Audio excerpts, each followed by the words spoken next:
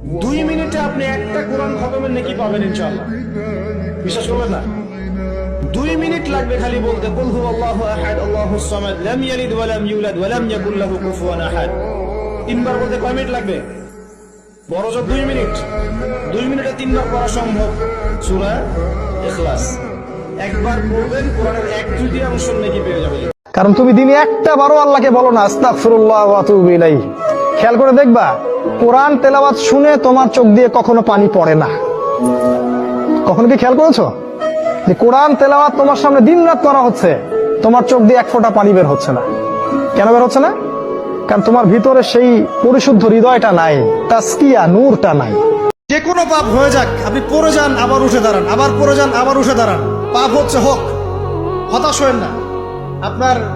আপনি হয়তো নেশা ছাড়তে পারছেন না, অ্যাফেয়ার ছাড়তে পারছেন না, সুদ ছাড়তে পারছেন না, নামাজে ধরে থাকেন, নামাজ লেগে থাকেন, নামাজটাকে শক্ত করে ধরে থাকেন। ইনশাআল্লাহ দেখবেন নামাজ আপনার সমস্ত পাপ থেকে আপনাকে বাইরে নিয়ে আসবে। দুনিয়াতে একটু কষ্ট করে হালাল উপার্জন করে খেয়ে যান। আল কানাআতু মিনাল ইসলাম। অল্পে খেয়ে তুষ্ট থাকা আর আল্লাহ শুকরিয়া করা, এটার নামই ইসলাম। অল্প খাও, অল্প পড়ো, অল্প জমাও, অল্পের ভেতরে বরকত ঢুকাই দিছে কে? মনে করেন আপনি মনে মনে আল্লাহকে বলছেন, আল্লাহ আমি অসুস্থ, আমাকে শেফা দাও, বা আমার রিজিকের টেনশন আছে, আমার রিজিকের টেনশন দূর করে দাও, আল্লাহ আমাকে হেফাজত করো, আল্লাহ আমাকে দিনের জ্ঞান দাও, তোমার আনুগত্য করার তৌফিক দাও। এই যে মনে মনে আপনি আল্লাহকে ডাকছেন, নিঃসন্দেহে ওই মেহেরটা আল্লাহ পাক আপনাকে স্মরণ করছে। সাত আসমান ভেদ করে আরশের উপর থেকে আল্লাহ পাক আপনাকে স্মরণ করছে।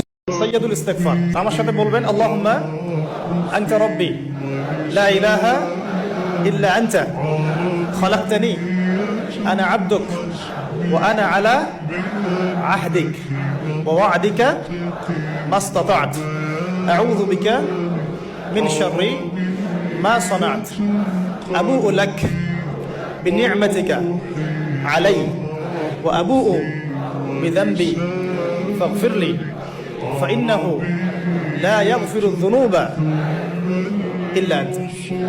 এই যে দোয়াটা আপনি করলেন, নবী সাল্লাল্লাহু আলাইহি ওয়াসাল্লাম বলেছেন যে এই দোয়া পড়ার পরে যদি কেউ সকালে পড়ে রাতের আগে মারা যায় জান্নাতে চলে যাবে, রাতে পড়ে সকালের আগে ইন্তেকাল করলে জান্নাতে চলে যাবে। দৈনিক 12 রাকাত সুন্নত যে ব্যক্তি পড়বে তার জন্য জান্নাতে ঘর নির্মাণ করা হবে। কোন 12 রাকাত?